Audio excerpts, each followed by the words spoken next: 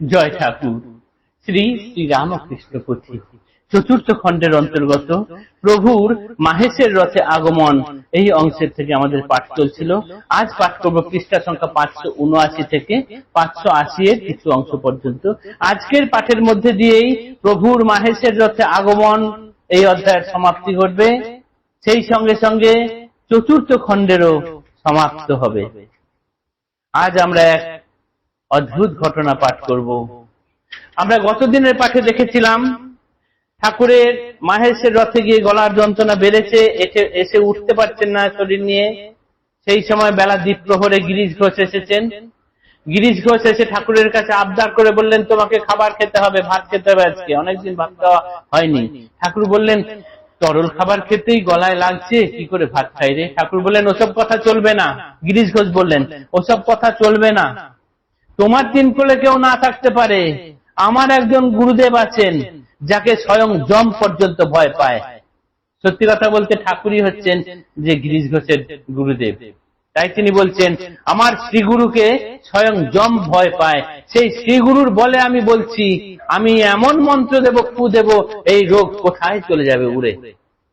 এবং তাই তিনি করেছিলেন। ঠাকুরের এই গলার ব্যাধির কাছে 3 বার মন্ত্র পড়ে ফু দিয়েছিলেন। তারপর ঠাকুর নিজে হাতে গলার কাছে হাত দিয়ে দেখলেন সত্যি তো ব্যথা বলে আর কিছু নেই। তারপর রান্নার ব্যবস্থা করা হয়েছিল মাগুর মাছের ঝোল দিয়ে। অনেকদিন বাদে ঠাকুর ভাত খেয়েছিলেন। তারপর আনন্দ করে সবাই যে যার ঘরে গেল। এই অবধি আমরা গতকাল পাঠ করেছিলাম। আজ একটি হৃদয় বিদারক ঘটনা দেখব। এখানে আমরা দেখব ঠাকুরের গলার ব্যথা আবার বেড়েছে। আর একটি ঘটনা দেখব আমরা, লুচি ভোগ খাওয়ার কথা। আমরা বেশ কিছুদিন আগে পাঠ করেছিলাম দেবেন্দ্রের বাড়িতে ঠাকুরের গমন। দেবেন্দ্রের বাড়িতে যখন মহোৎসব হয় তখন সেখানে ঠাকুর গিয়েছিলেন। ঠাকুর গিয়ে সেখানে যখন কীর্তনে অংশগ্রহণ করছেন, কয়েকজন তিলকধারী গোসাই বামুন এসেছিলেন। এসে ঠাকুরকে দেখলেন। ঠাকুরকে যখন দেখতে গেলেন, ঠাকুর তাদেরকে দেখে কেমন একটা কথা বলেছিলেন, একটু খাপছাড়া কথা, আর লুচি খাবো নাই, আর লুচি খাবো নাই, বার কয়েক এই কথাটি উচ্চারণ করেছিলেন। সেই সময় ভক্তবর গিরিশ ঘোষও হাজির ছিলেন এবং অন্তরঙ্গ পার্শ্বদরা অনেকেই হাজির ছিলেন। কেউ সে কথাটির অর্থ ধরতে পারেননি। লীলাকার পুথিকার তখন সেইখানে বলেছেন যে এই কথাটি এখন শুনে রাখো, এখন এই কথার অর্থ বললে পরে লীলার ব্যাপারটা হাটে হাড়ি ভাঙা হয়ে যাবে, লীলার রসটাই মাটি হয়ে যাবে। যথাসময়ে এই কথাটির অর্থ আমরা পরে বলবো। আজ সেই অংশটি আমরা সেই একবার স্মরণ করব। ঠাকুর সেইখানে বলেছিলেন, মাস 3 আগেকার ঘটনা, দেবেন্দ্রের বাড়িতে যখন ওই গোসাই ব্রাহ্মণরা এসেছিল তাদেরকে দেখে ঠাকুর বলেছিলেন, আর লুচি খাবো নাই।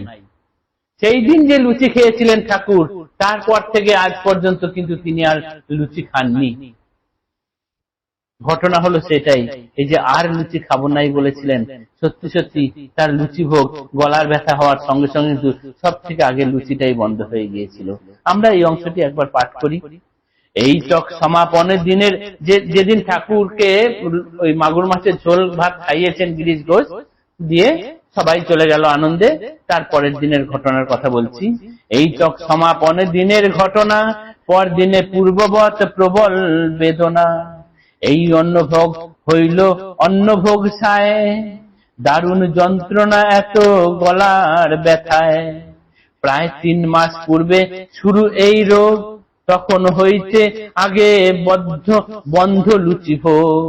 3 মাস হলো ঠাকুরের এই রোগ শুরু হয়েছে। এই রোগ শুরু হওয়ার সঙ্গে সঙ্গেই কিন্তু প্রথমেই আগে লুচি খাওয়াটা বন্ধ হয়ে গিয়েছিল। যেই দিন মহোৎসবে দেবেন্দ্রের ঘরে, স্মরণ করহ কথা আবেশের ভরে। ঠাকুর সেদিন আবেশ ভরে তারপরে এই কথাগুলো বলেছিলেন, আর লুচি খাবো নাই। কিবা বলিলেন প্রভু বিশ্বের গোসাই, ভবিষ্যৎ বাক্য, আর লুচি খাবো নাই। তখন অবদ্ধ কিবা ভাবার্থ বাক্যের, লীলা সমাপনে তবে মর্ম হইল টের। এই এতদিনে বোঝা যাচ্ছে ঠাকুর কেন এই কথাটি বলেছিলেন। তর্ক চূড়ামণি যিনি নাম শশধর, প্রভু দর্শনে আসি দক্ষিণ শহর। এইবার শশধর তর্ক চূড়ামণি এলেন, ঠাকুরকে দেখতে এলেন দক্ষিণেশ্বরে। তিনি দেখলেন ঠাকুরকে এবং বললেন, শাস্ত্রে এর কথা উল্লেখ আছে, যে ব্যক্তির সমাধি হয় তিনি যদি সমাধি হওয়ার সময় সেই ব্যাধির উপরে মন স্থির রেখে সমাধিস্থ হতে পারেন, তাহলে সঙ্গে সঙ্গে এই ব্যাধি থেকে মুক্তি লাভ হওয়া যায়। ঠাকুরকে তিনি এই কথা বলছেন কিরকম ভাবে? অন্তর বিষণ্ণ ভারী মলিন বদন, প্রভুর গলায় ব্যথা তাহার কারণ, আরোগ্য উপায়ে তেহ কন শ্রী গোচরে, বর্ণনা আছে হেন শাস্ত্রের ভিতরে। সমাধি যাহার হয় যদি সেই জন, সমাধিস্থ হন দিয়া ব্যাধি স্থানে মন, সেই সে ব্যাধি সেই সে তাহার পক্ষে পরম ঔষধি, ক্ষণেকে আরোগ্য লাভ নহে নহে নাহি রহে ব্যাধি। এত শুনি মৃদু হাস্য করি প্রভুবর, ধীরবর শশধরে করিলা উত্তর, সমাধিতে যবে করি দর্শন তায়, তুচ্ছ এই দেহ পচা কুমড়ার ন্যায়। শশধর তর্কচূড়ামণি বললেন যে ওই ব্যথা স্থানে বা ব্যাধি স্থানে মন দিয়ে যদি তুমি সমাধিস্থ হতে পারো, তাহলে মুহূর্তে ওই রোগ সেরে যাবে, এ কথা শাস্ত্রে আছে।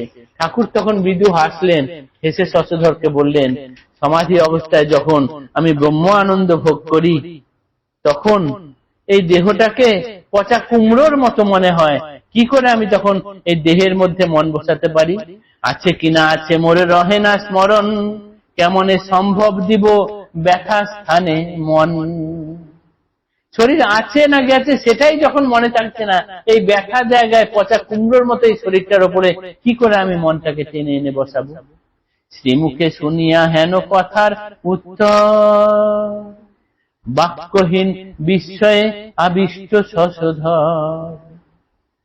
ঠাকুরের মুখে একথা শুনে শশধর এবার বুঝতে পারলেন, যিনি নিজে চাইছেন না তার শরীর অন্যেরা কি করে রক্ষা করবে। মনে মনে ভাবে তেহ প্রভু কোনজন, ব্রহ্মানন্দ ভোগী দিয়া দেহ বিসর্জন, শাস্ত্রে আর প্রভু বাক্যে প্রভুর ক্রিয়ায়, শশধর 16 আনা মিলাইয়া পায়। যিনি শশধর তর্কচূড়ামণি ভাবছেন, এ কোন ব্যক্তি, প্রভু কোন ব্যক্তি, কোন জন, যিনি ব্রহ্মানন্দ ভোগ করতে গিয়ে দেহকে বিসর্জন দিয়ে দিয়েছেন। শাস্ত্রের কথা আর প্রভুর বাক্য আর প্রভুর কথা মিলিয়ে তিনি এক হয়ে যাচ্ছে, দেখছেন যে সব কিছু মিলে যাচ্ছে, কিন্তু তবুও মনকে মানাতে পারছেন না। তথাপি বুঝিতে না পারিল মা সারথী, প্রভু যে পরমেশ্বর অখিলের পতি। শিরে ধরি শাস্ত্র পাঠ নাহি প্রয়োজন, নিরন্তর প্রভুকে প্রার্থনা কর মন। দেহ রামকৃষ্ণ রায় ভিক্ষা মাগে দিনে, শুদ্ধা ভক্তি সহমতি চরণ সেবনে। দেহ রামকৃষ্ণ রায় ভিক্ষা মাগে দিনে, শুদ্ধা ভক্তি সহমতি চরণ সেবনে। এইখানে চতুর্থ খণ্ডের কথা সায়, সুমূর্খে গাইল গীত মায়েরও আজ্ঞায়। ঠাকুরকে শিরে ধরে শাস্ত্র পাঠ করার প্রয়োজন নেই, নিরন্তর ঠাকুরকে প্রার্থনা করো মনে মনে। তাই বলছেন পুথিকার, দেও রামকৃষ্ণ রায়, আমি এই দিন আমি ভিক্ষা মাগছি, তোমার কাছে ভিক্ষা চাইছি, শুদ্ধা ভক্তি সহ তোমার এই চরণ সেবনের জন্য আমার মনটাকে তৈরি করে দাও ঠাকুর। আমার এই মন তুমি সেই রকম ভাবেই তৈরি করে দাও যাতে শুদ্ধ ভক্তি নিয়ে তোমার চরণ সেবা করে যেতে পারি। জয় ঠাকুর। এই কথা বলার সঙ্গে সঙ্গে পুথিকার বলছেন যে এইখানে চতুর্থ খণ্ডের কথা সায়, সুমূর্খে গাইল গীত মায়ের আজ্ঞায়। মায়ের আজ্ঞা হয়েছিল, তাই এই সুমূর্খ এই তোমার মতো পণ্ডিতের গান গাইতে পারলো। জয় ঠাকুর। নমস্কার। চতুর্থ খণ্ড সমাপন।